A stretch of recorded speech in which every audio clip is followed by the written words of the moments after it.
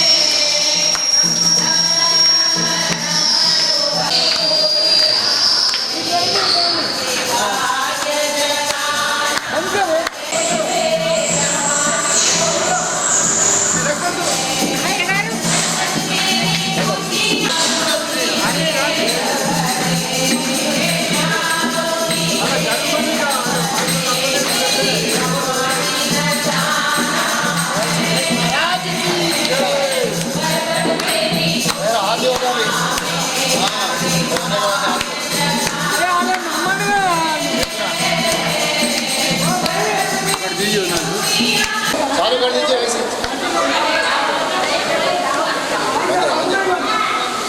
नहीं भाई खड़े खड़े करेंगे।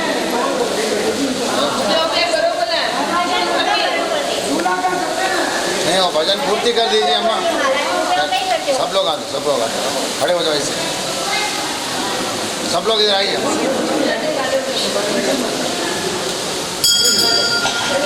वहीं से लग जाइए, वहीं जाइए, वहीं जाइए। अम्मा इधर आइए। అయిపోయింది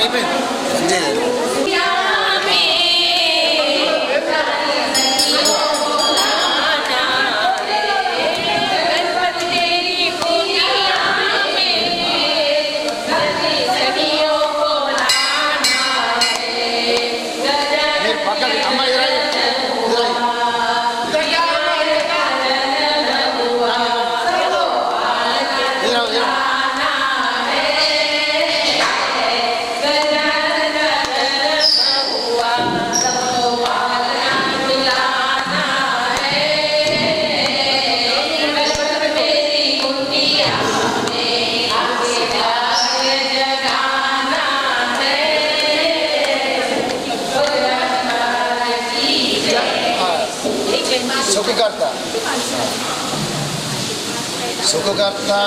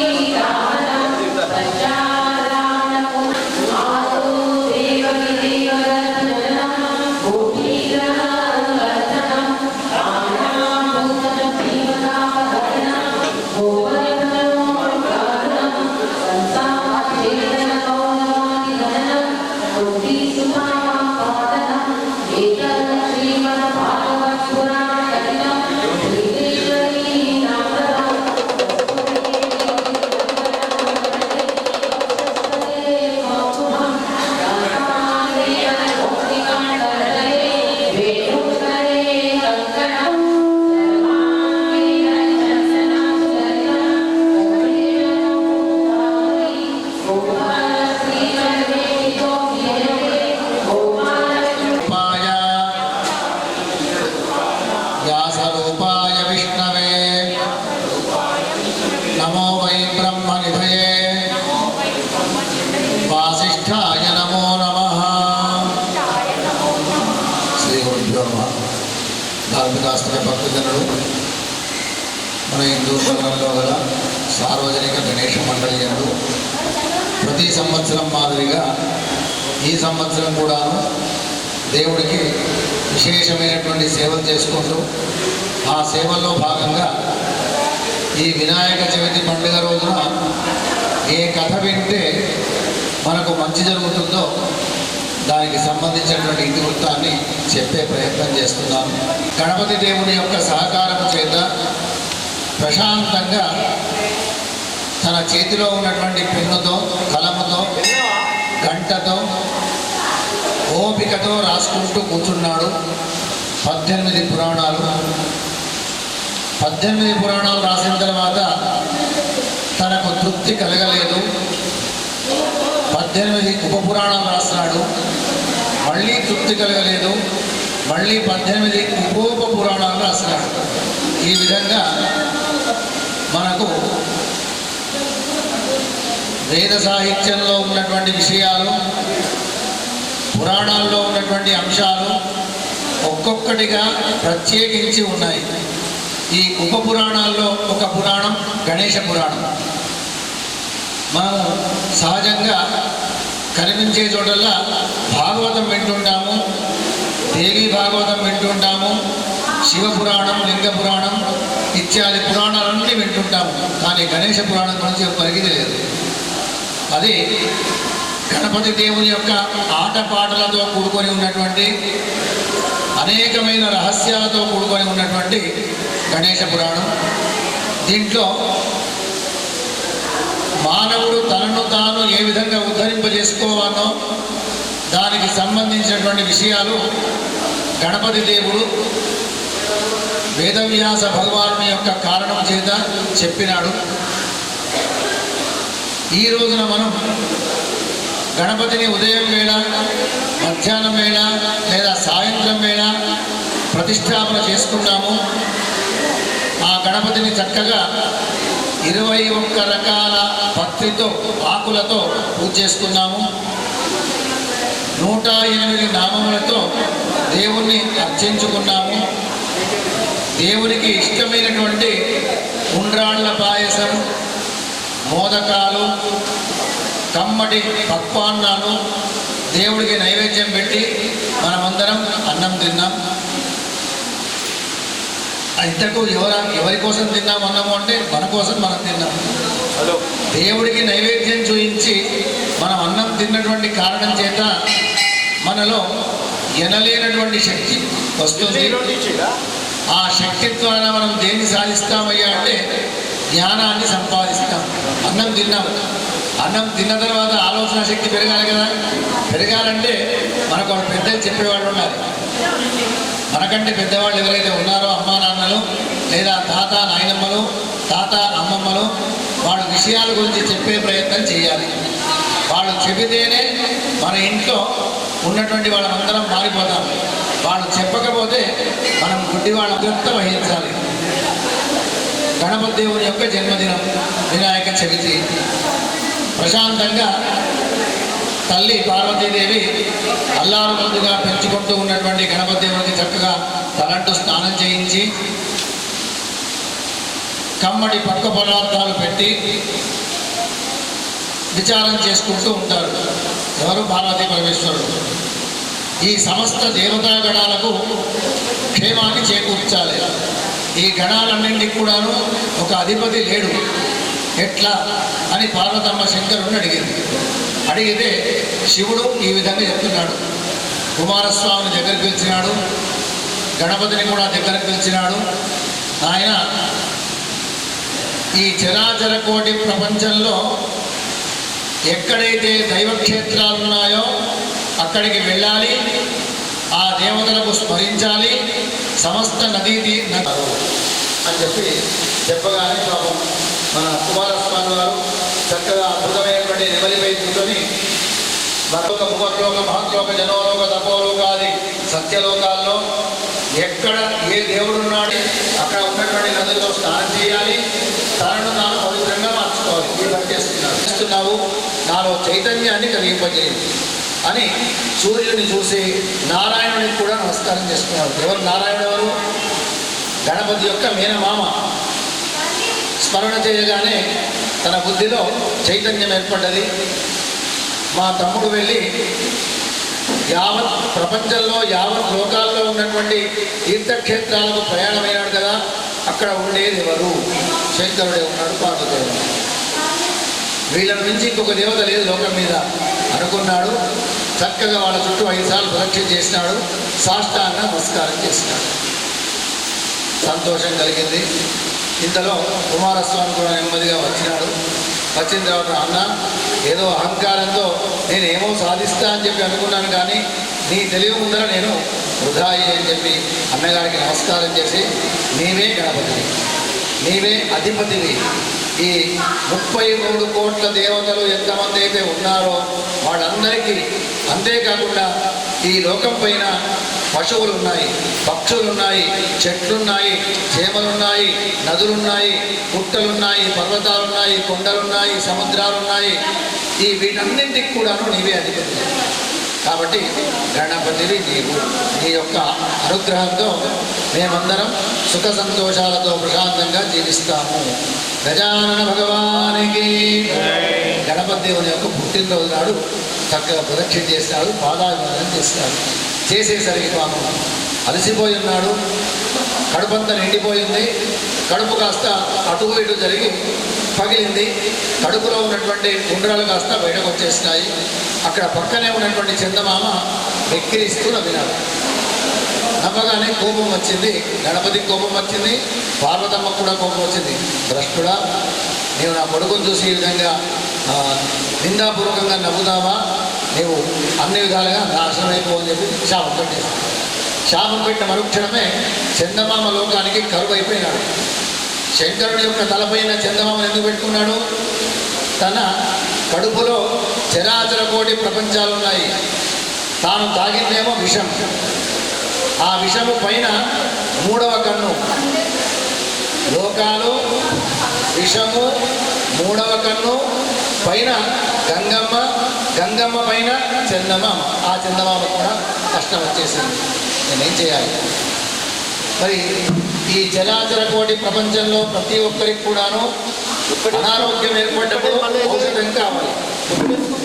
చిన్న చిన్న మాత్రలే కావచ్చు, ఏదైనా ఔషధమే కావచ్చు.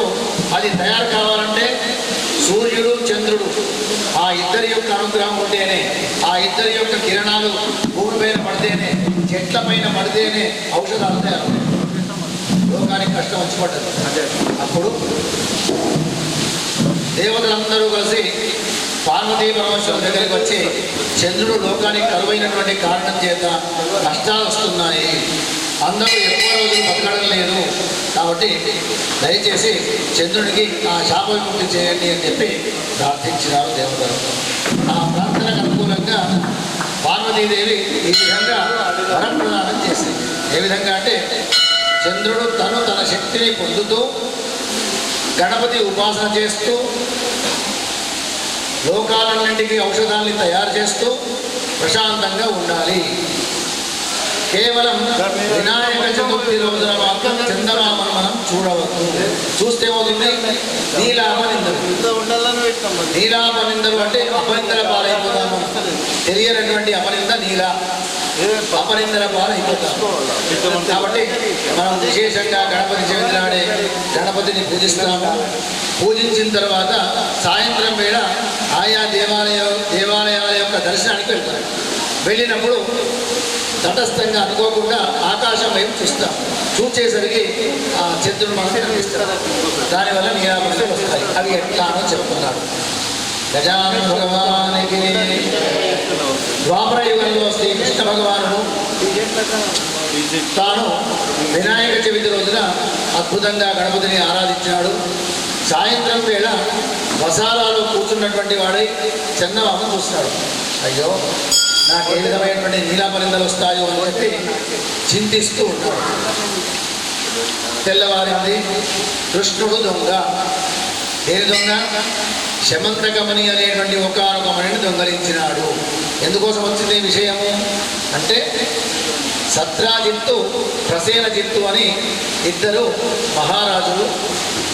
అయితే సత్రాజిత్తు అనేటువంటి మహారాజు గారు కొన్ని వందల సంవత్సరాలు సూర్య భగవాను యొక్క ఉపాసన చేస్తాడు. సూర్యుడి యొక్క ఉపాసన చేసినటువంటి కారణం చేత సూర్యుడు ప్రత్యక్షమై ఆయన, నేను నీకు ఒక మణిని ఇస్తున్నాను, ఈ మణిని తీసుకొని వెళ్ళు, ప్రతిరోజు కొన్ని వేల కిలోల బంగారం తయారు చేస్తుంది, ఆ బంగారముతో లోకమంతా క్షేమంగా ఉంటుంది, తీసుకొని పో అని చెప్పాడు. కాకపోతే నియమం చెప్పినాడు, శుచిగా ఉన్నటువంటి సమయంలోనే దీన్ని ధరించాలి. బయటకు పోయి వచ్చాం మనం, బయటకు పోయి ఇంట్లోకి వస్తున్నప్పుడు కాళ్ళు కడుక్కోకుండానే ఇంట్లో కాళ్ళు పెడుతున్నాం. కానీ దేవాలయానికి వచ్చినటువంటి సమయంలో మాత్రం దేవాలయానికి వచ్చి దర్శనం చేసుకొని ఇంట్లోకి వెళితే కాళ్ళు కడుక్కొని పోవద్దు. ఇంట్లోకి వెళ్ళి మళ్ళీ ఏమైనా పనులుంటే చేసుకొని తర్వాత కాళ్ళు కడుక్కోవాలి. ఒక దేవాలయం విషయంలో మాత్రమే. అయ్యా, మరి మా ఇల్లు ఎంతో దూరంలో ఉంది, అట్లా నడుచుకుంటూ పోతే అక్కడ ఉన్నటువంటి అపరిశుభ్రం అంతా కాళ్ళకు అందుతుంది కదా, ఆ కారణం చేత కాళ్ళు కట్టుకోవచ్చు. కానీ ప్రత్యేకంగా మాత్రం దేవాలయ దర్శనం అయిన తర్వాత ఇంట్లోకి ప్రవేశించే ముందు కాళ్ళు కట్టుకోవడం అసలే పనికిరాదు. గజానన భగవాన్, నీకు మంచి జరుగుతుంది, నీ బుద్ధి కూడా ప్రవర్ధమానం అవుతుంది అని చెప్పగానే సంతోషంగా తీసుకున్నాడు, ఇంట్లో పెట్టుకున్నాడు. ఒకనాడు ఆ సత్రాజిత్తే తన మెల్లో హారం వేసుకొని ద్వారకా నగరంలో నడుచుకుంటూ వెళ్తున్నాడు. నడుచుకుంటూ వెళుతూ ఉన్నటువంటి సమయంలో శ్రీకృష్ణుడు దాన్ని గమనించాడు. సూర్యుడు భూమికి వచ్చి ప్రయాణం చేస్తున్నట్టుగా ఉన్నది అని అతని దగ్గరికి వెళ్ళి ప్రశ్నించాడు. ఎవరయ్యా మీరు, ఎక్కడి నుంచి వస్తున్నారు, మీ మెళ్ళలో ఉన్నటువంటి ఈ అద్భుతమైనటువంటి హారం యొక్క విశేషం ఏమిటి అని చెప్పేసరికి అప్పుడు చెప్పినాడు, ఇది సూర్య భగవాను యొక్క ఉపాసన వలన నాకు సంప్రాప్తమైంది, ఇది భద్రంగా కాపాడుకోవాలి అని చెప్పేసరికి మరి కొద్ది రోజులు మా రాజ్యంలో ఉంచండి అని చెప్పి అడుగుతాడు. ఎవరు? కృష్ణ భగవాను. ఇది ఎవరికి ఇచ్చేది కాదు, ఇది నా దగ్గరనే ఉంచుకుంటా, నా కోసమే తెచ్చుకున్నా అని చెప్పి గట్టిగా చెప్తారు. సరే ఊరుకుంటాడు. అయితే కృష్ణుడి పైన ఈ నింద పడింది. ఏమని పడింది? కృష్ణుడు శమంతకమణిని దొంగతనం చేసినాడు. నింద పడగానే ఇక తెల్లవారగానే సాయంత్రం కాగానే లేస్తున్నాడు, విచారం చేసుకుంటున్నాడు. మరి దొంగతనం అనేది ఎట్లా జరిగింది అనే విషయం కూడా తనకు తెలియదు. కాకపోతే అడవుల ప్రాంతంలో ప్రయాణం చేస్తూ ఉన్నాడు తన వాహనం పైన, రథం పైన. సాయంత్రం వేళయింది.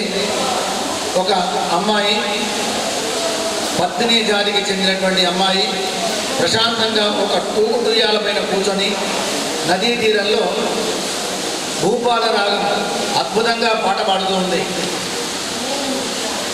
నారాయణ నారాయణ జయ గోవింద హరే, నారాయణ నారాయణ జయ గోవింద హరే, నారాయణ నారాయణ జయ గోపాల హరే, నారాయణ నారాయణ జయ గోపాల హరే అని ఈ విధంగా పాడుకుంటూ తూగుతూ ఉన్నది. ఆమె మెళ్ళో అద్భుతమైనటువంటి శమంతకమణి కనిపించింది. కృష్ణ భగవాను దగ్గరికి వెళ్ళాడు. అమ్మాయి నీ ఎవరివి, నీ మెళ్ళో ఉన్నటువంటి హారం ఎక్కడిది అని చెప్పి ప్రశ్నించాడు. అయ్యో మా నాయనగారు తెచ్చినారు, నా జన్మదినం సందర్భంగా నాకు బహుకరించినారు. సంతోషపడ్డాడు కృష్ణుడు. అంటే రామావతారంలో భక్తునిగా ఉన్నటువంటి జాంబవంతుడు వచ్చి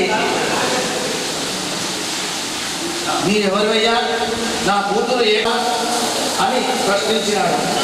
ప్రశ్నించి నీవు నాకు శత్రువు మాదిరిగా ఉన్నాను కాబట్టి నేను చంపేస్తా అని ఇద్దరు కలిసి కృష్ణుడికి ఏమీ కావట్లేదు అర్థం చేస్తున్నారు. ఇంత శక్తి ఈ శమంతకం అని నీకు ఎట్లా వచ్చిందయ్యా అంటే, స్నానం చేయకుండా అపరిశుభ్రమైనటువంటి శరీరముతో శమంతకమని ధరించి అడవులకు వెళ్ళాడు. జంతువులను చంపుదాము అనే భావంతో అడవులకు వెళ్ళి చంపేసినాడు. ఒక పెద్ద పులి వచ్చింది, సింహం వచ్చింది. సింహం వచ్చి ఈ సత్రాజిత్తును చంపేసింది. ఆ సింహాన్ని మన జాంబవంతుడు చంపేసి ఆ మణిని అమ్మాయికి బహుకరించినాడు. ఆ విషయం తెలుసుకున్నటువంటి సత్రాజిత్ మహారాజు గారు తన చెల్లి అయినటువంటి సత్యభామనిచ్చి పెళ్లి చేసినాడు. గోపాలకృష్ణ భగవానికి తప్పకుండా ఈ రోజున ఈ కథ వినాలట. ఈ కథను వింటే ఏం జరుగుతుంది, చందమామను పొరపాటున చూస్తే ఆ దోషం పోతుంది అని మన పెద్దలు చెప్పినారు. ఈ రోజున మనం దాదాపుగా 43-44 సంవత్సరాల నుంచి మన గణపతి దేవుని యొక్క సన్నిధానంలో అనేకమైన విషయాలు తెలుసుకుంటూ ఆ దేవుడి యొక్క పరిపూర్ణమైన ఆశీస్సులు మన అందరిపైన ఉండాలి అని చెప్పి జై శ్రీరామ్. శ్రీకృష్ణ గోవింద హరే మురారే, హే నాథ నారాయణ వాసుదేవ, గోపాలకృష్ణ భగవానికి మీరందరూ అట్లానే కూర్చోండి. భారతిస్తాము, మీకు అక్షతలు వేస్తాం తలపై.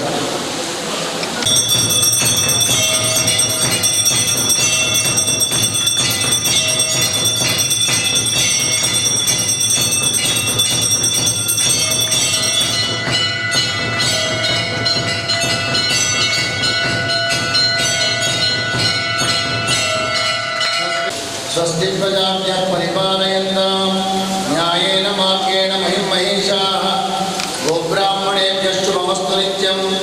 లోకాః సమస్తాః సుఖినో భవంతు. కాలే వర్షతు పర్జన్యః, పృథివీ సస్యశాలినీ, దేశోऽయం క్షోభరహితः. బ్రాహ్మణాः సन्तు నిర్భయాः, అపుత్రాः పుత్రిణः సन्तు, పుత్రిణः సन्तు పౌత్రిణः, అధనాः సధనాः సन्तు, జీవంతు శరదాం శతం. ధర్మస్య విజయోస్తు, ధర్మస్య నాశోస్తు, నాడిషు సద్భావనాస్తు, విశ్వస్య కళ్యాణమస్తు, గోమాతు జయోస్తు. నమః పార్వతీపతయే హర హర మహాదేవ.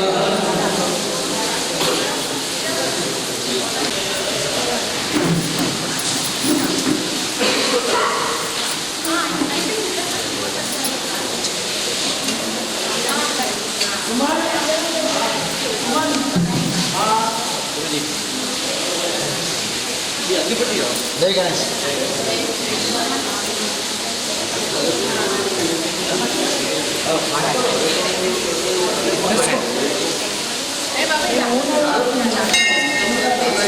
అనంతరం ఆచమనీయం సమర్పయామి, రక్షాం ధారయామి.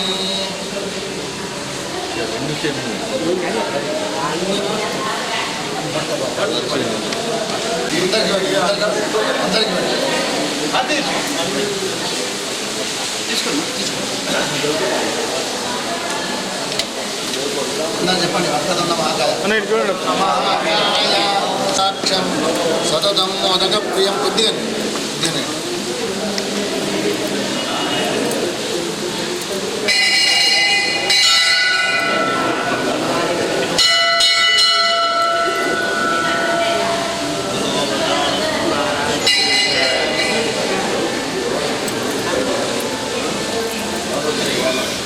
Is it all right?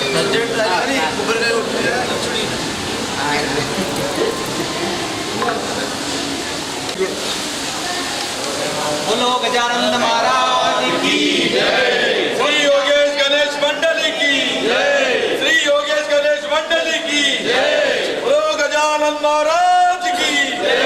Ganpati Bappa Morya. Ganpati Bappa Morya.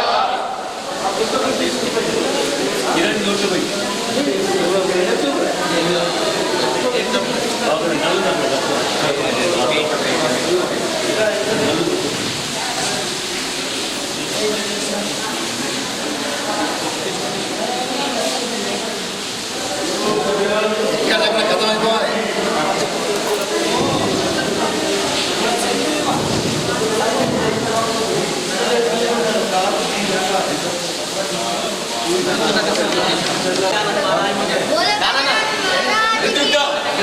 Ganpati Bappa बोलो गजानंद महाराज की जय। बोलो गजानंद महाराज की जय। श्री योगेश गणेश मंडली की जय। गणपति बप्पा मोरया। गणपति बप्पा मोरया। बोलो गजानंद महाराज। जय गणेश जय गणेश। बप्पा मोरया। गणपति बप्पा मोरया। बोलो गजानंद महाराज की जय। श्री योगेश गणेश मंडली की जय।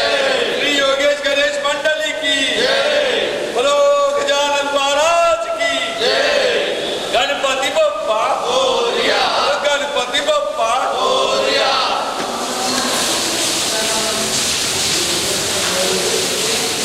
गणपति बप्पा मोरया। गणपति बप्पा मोरया।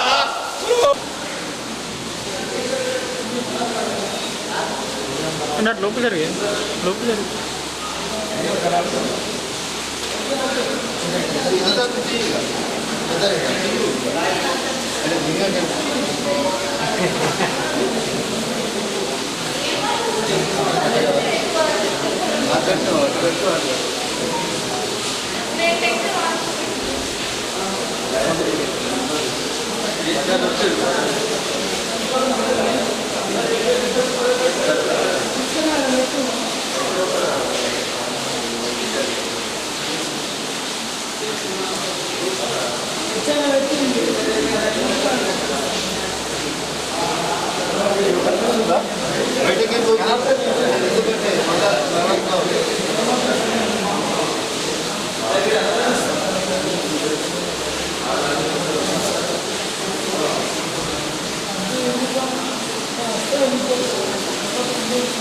గంధం రగయ్య గంధం గంధం అంట గంధం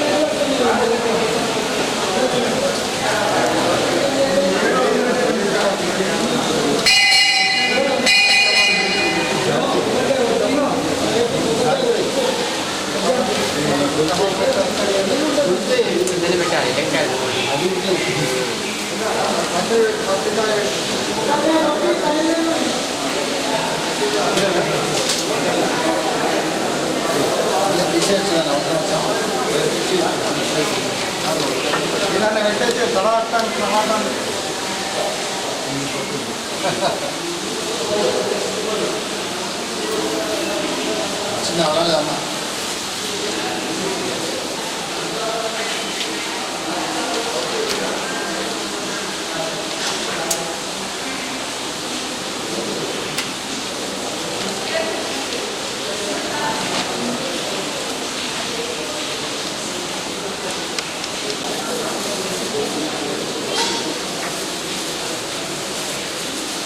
జయచంద్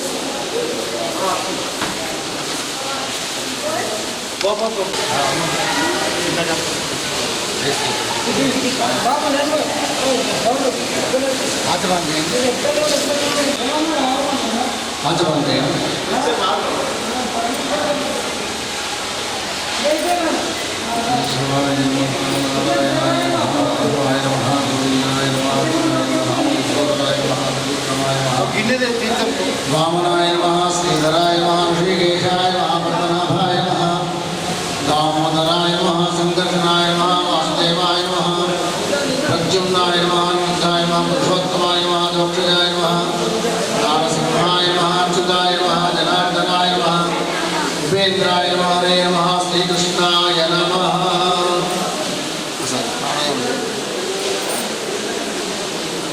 శ్రీనివాస్ శ్రీనివాస్ శ్రీను శ్రీను మీరు కూడా గణపతి కూర్చున్నారు అంతా ఒకటే కదా ఒకటేనా ఒకటే శుభతిథౌ చేతిలో అక్షరాలు పట్టుకోండి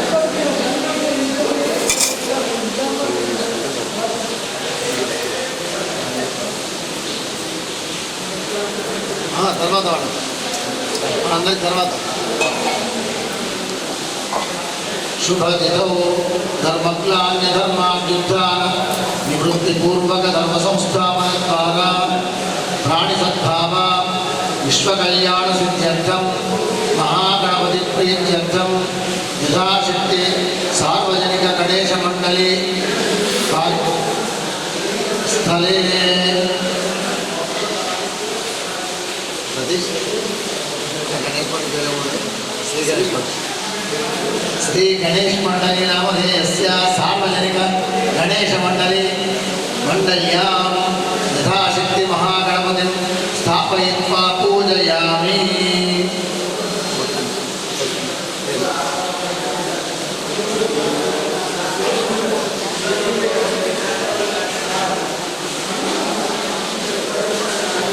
సకుటుంబస్య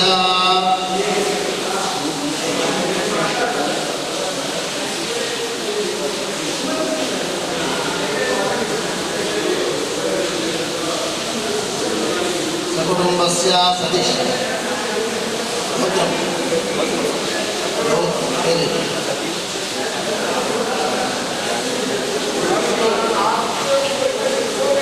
సకుటుంబస్య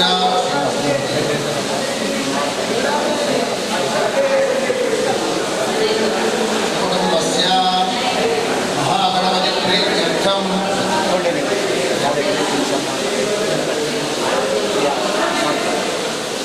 కౌండిన్య రేచల్ భార్గవి విజయ్ సాయి కౌశిక్ సాయి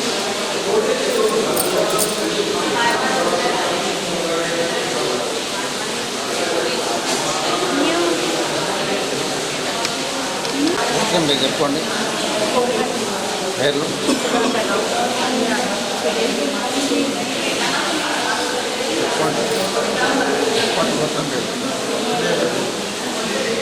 అందరూ కూడా చెప్పండి.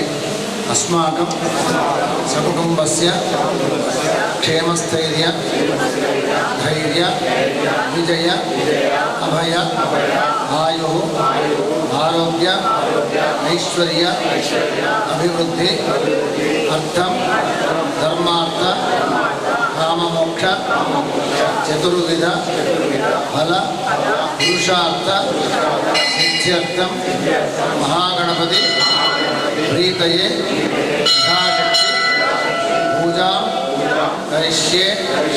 నమో నమః. అక్షతల్లి శ్రీనివాస్ నేను మీరు పోయింది నేను చూడండి. అమ్మ దుర్చక్క ఆ పల్లె మాట ఇవ్వండి.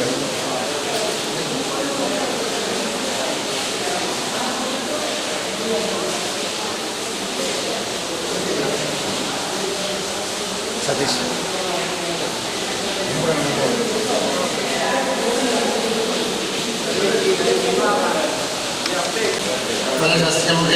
కంఠే రుద్రస్తమాస్తుతః మూలే తత్స్థితో బ్రహ్మా మధ్యే మాతృగణాస్తుతాః ఉక్షౌదసాగరా సర్వే సప్తద్వీపా వసుంధరా ఋగ్వేదోదరే ఋగ్వేద సామవేదో అధర్వణః అంగైశ్చ సహితా సర్వే దర్శాంసమాస్తుతాః గాయత్రీ చైవ సావిత్రీ శాంతి పుష్టికరీ రథా ఆయాతదేవ పూజార్థం దక్షేకారికాः గంగే చైమునే చైవ గోదావరి సరస్వతి ధర్మదేశము కావేరి జలేస్మిన్ సన్నిధిం కురు.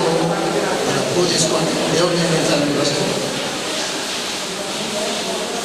దేవమాత్మానంద సంప్రోక్ష్య. ఈ గణపతి దేవతలని నియమించాలండి.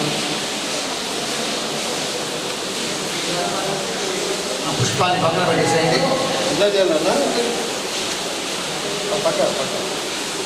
చేతిలో అక్షతలు పట్టుకోండి. ఇప్పుడు అందరూ రెండు అక్షతలు పట్టుకోవాలి. పట్టుకోండి అక్షతలు పట్టుకోండి. రెండే అక్షంతలు సీటు, రెండే అక్షంతలు బాగా పెట్టకండి, కొద్దిగా పెట్టండి, అన్నీ ఒకసారి వేయకండి. సిద్ధి వినాయక ఇక్కడ గణపతి అక్షతలే కొద్దిగా పైన ఇప్పుడు పుష్పం తీసుకొని స్నానం పోయింది కొబ్బరికాయ కొట్టాడు.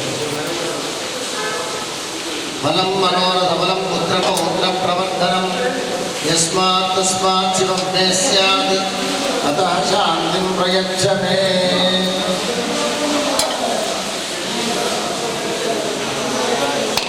బలం మనోరథబలం పుత్ర ప్రవర్ధనం యస్మాత్ తస్మాత్ శివం మే స్యాత్ అతః శాంతిం ప్రయచ్చ మే.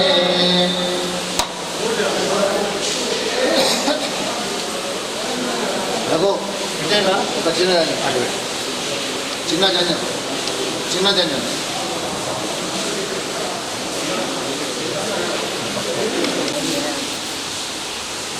శివం శాంతం జగన్నాథం లోకానుగ్రహకారణం శివమేకం పరం వందే సీతారాయ నమో నమః.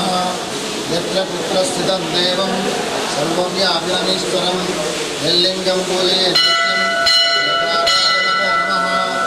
మహిమ్యం మానందే పరమ విదుషో యజ్ఞ సదృశే స్తుతి బ్రహ్మాదీనాం అపి చ మయి విరహ.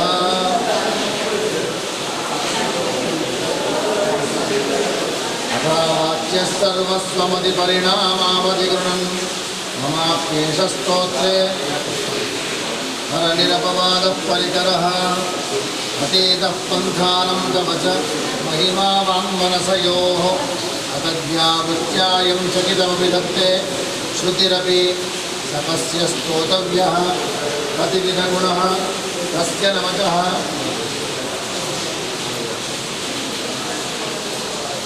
దర్శోయం కాంశ్చన్ ముఖరయతి మోహాయ జగతాం అజన్మానో లోకాః కిమవయవవంతోపి జగతాం అధిష్ఠాతారం కిం భవతి జగతి మనాదృత్య భవతి అనేషో వా కుర్యాత్ భువనజననేకః పరికరః యతో మందాస్త్వాం సమ్యః స ఖలు కిముపాయస్తి భువనం కిమాధారో ధాతా సృజతి కిముపాదాన ఇతి చ అతర్క్యైశ్వర్యే త్వయ్యనదుస్థో హతధియః ఉదర్కోయం కాంశ్చిన్ ముఖరయతి మోహాయ జగతాం.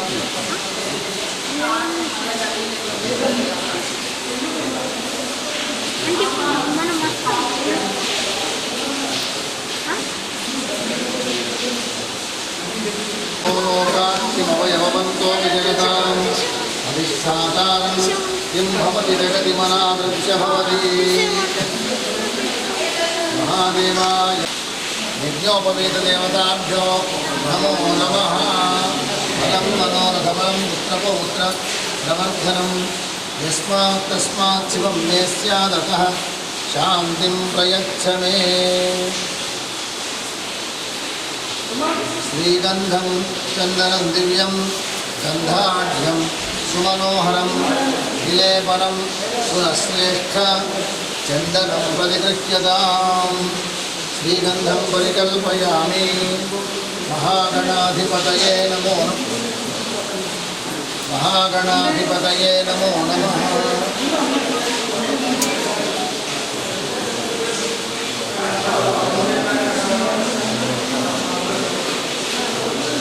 శ్రీగంధం పరికల్పయామి. లేపనం సమర్పయామి. సహిత సౌభాగ్యద్రవ్యాణి పరికల్పయామి. రక్తాక్షతాం సమర్పయామి. అత పుష్పైః పూజయామి.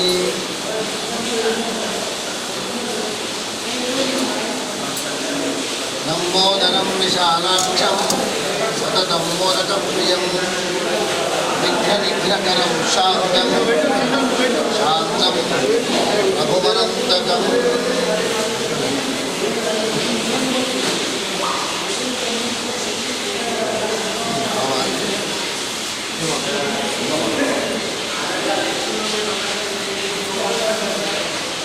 మహాగణాధిపతయే గణాధిపతయే నమః. శ్రీగంధం పరికల్పయా.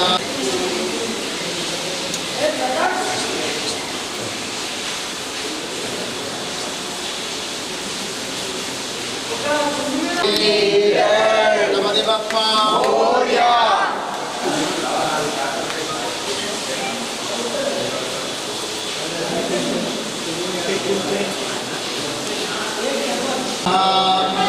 గజకర్ణకాయ నమః. లంబోదరాయ నమః. నికటాయ నమః.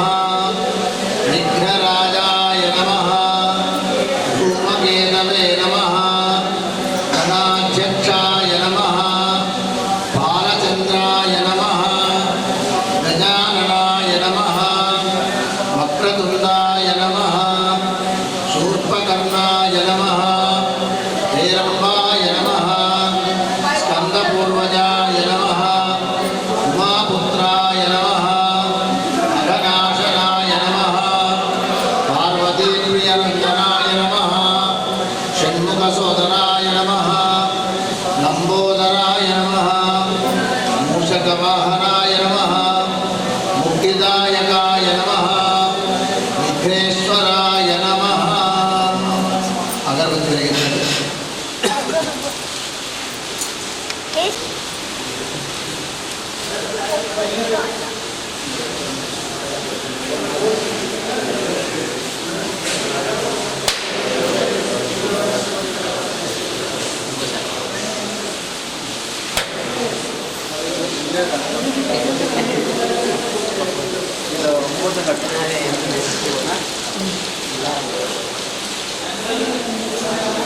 ఊగుతుందా? ఊగింది కదా? ఊగింది కదా ఇది?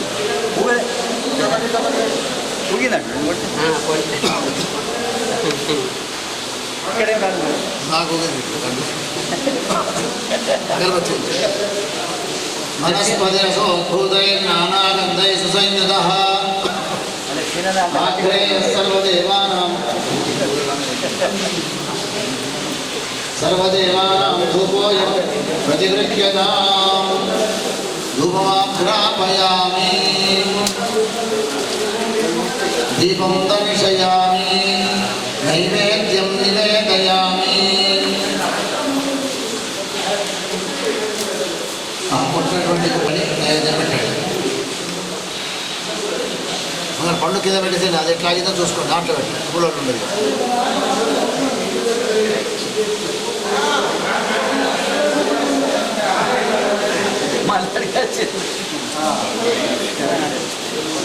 మా నీళ్ళు తరండి పండ్ల పైన. యథా సంభవిత నైవే నమః. ఉదానాయ నమః. సమానాయ నమః. పుష్పాలు ఇప్పుడు మంత్ర పుష్పం పూజ. ఆ 4 చేతుల మీద 4 పూలు పెట్టండి.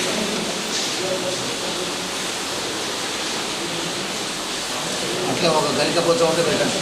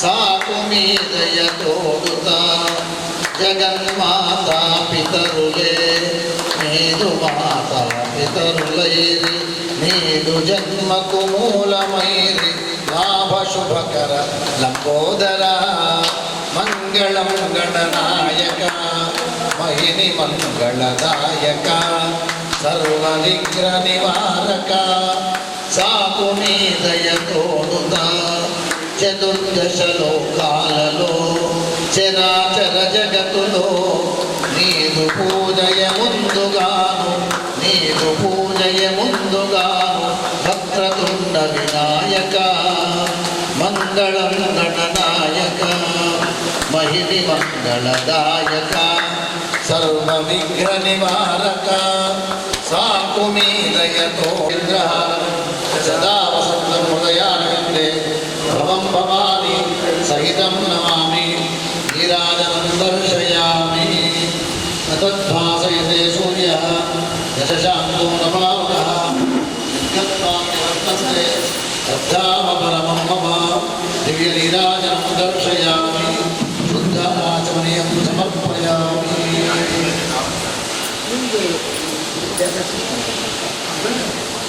हेलो हेलो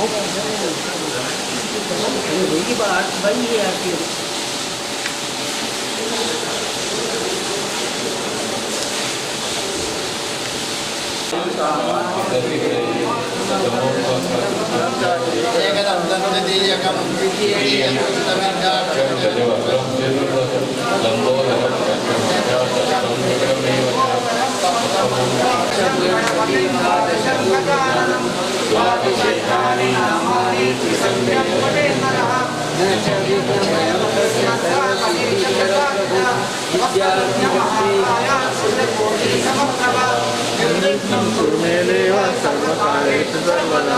గజానన భగవానికి గణపతి బప్పా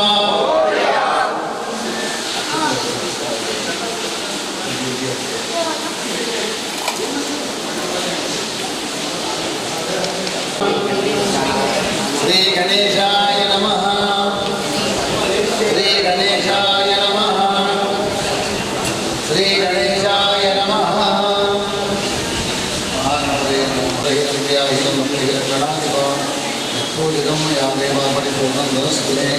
ఆచరిత పూజా పరమేశ్వరాయ నివేదయామి.